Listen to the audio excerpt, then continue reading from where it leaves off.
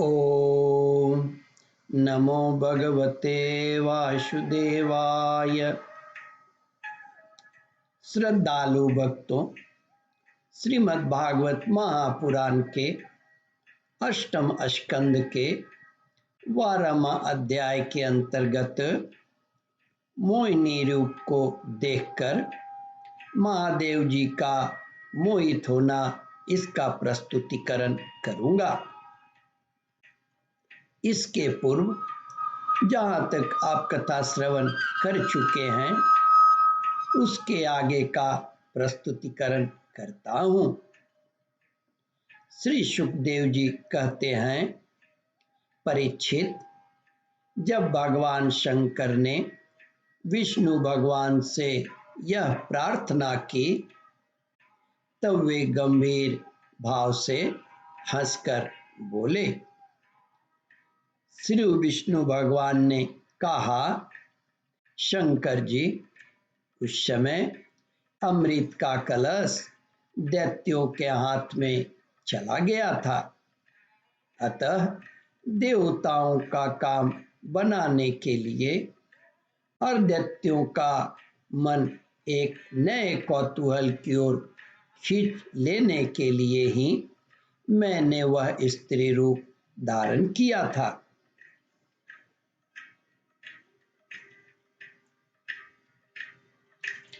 देव शिरोमणि, आप उसे देखना चाहते हैं, इसीलिए मैं आपको वह रूप दिखाऊंगा, परंतु वह रूप तो कामी पुरुषों का ही आदरणीय है, क्योंकि वह काम भाव को उत्तेजित करने वाला है।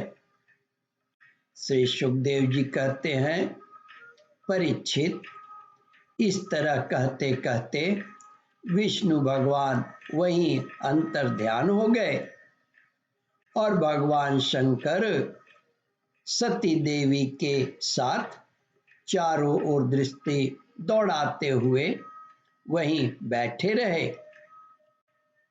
इतने में ही उन्होंने देखा कि सामने एक बड़ा सुंदर उपवन है। उसमें भांति भांति के वृक्ष लग रहे हैं, जो रंग बिरंगे फूल और लाल लाल कोपलों से भरे हुए हैं। उन्होंने यह भी देखा कि उस उपवन में एक सुंदरी स्त्री गेंद उछाल उछाल कर खेल रही है।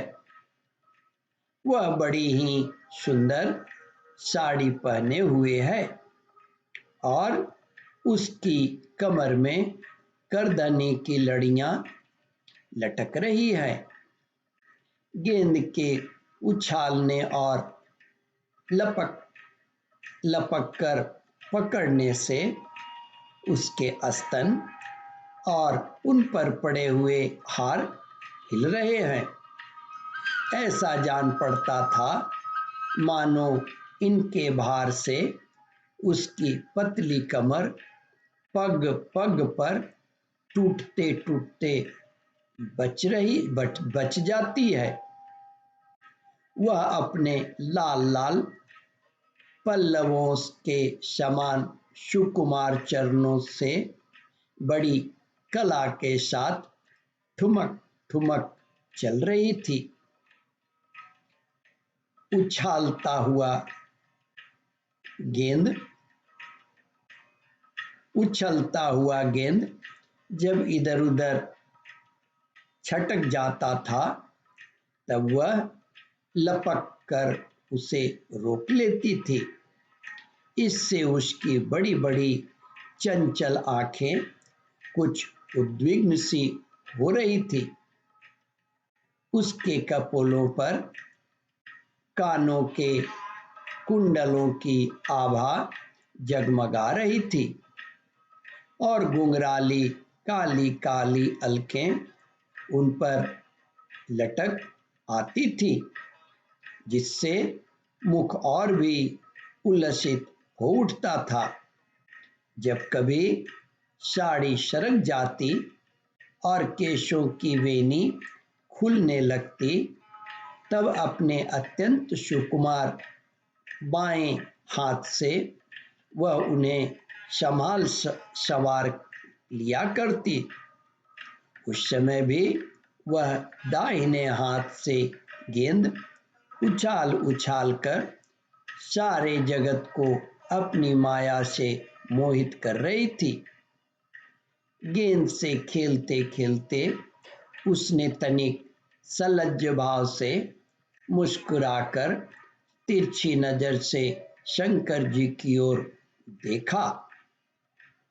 बस उनका शंकर जी का मन हाथ से निकल गए।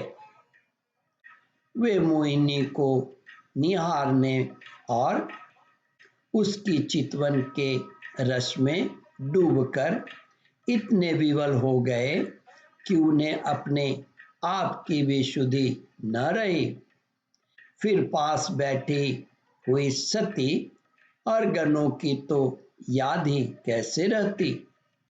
एक बार मोहिनी के हाथ से उछल कर गेंद थोड़ी दूर चला गया। वह भी उसी के पीछे दौड़ी। उसी समय शंकर जी के देखते देखते वायु ने उसकी झीनी सी साड़ी करधनी के साथ ही उड़ा ली। मोहिनी का एक एक अंग बड़ी ही रुचिकर और मनोरम था। जहाँ आंखें लग जाती लगी ही रहती। यही नहीं, मन भी वहीं रमन करने लगता। उसको इस दशा में देखकर भगवान शंकर उसकी ओर अत्यंत आकृष्ट हो गए। उन्हें मोहिनी भी अपने प्रति आसक्त जान पड़ती थी। उसने शंकर जी का विवेक छीन लिया। वे उसके हाव भाव से कामातुर हो गए और भवानी के सामने ही लज्जा छोड़कर उसकी ओर चल पड़े। ओम परमात्मने नमः। श्रद्धालु भक्तों, इस कथा को ध्यान पूर्वक श्रवण मनन और इसका चिंतन करें। इस कथामृत का रसास्वादन अपने बंधु बांधवों को भी करावे। इस वीडियो को शेयर और सब्सक्राइब करें। ओम परमात्मने नमः।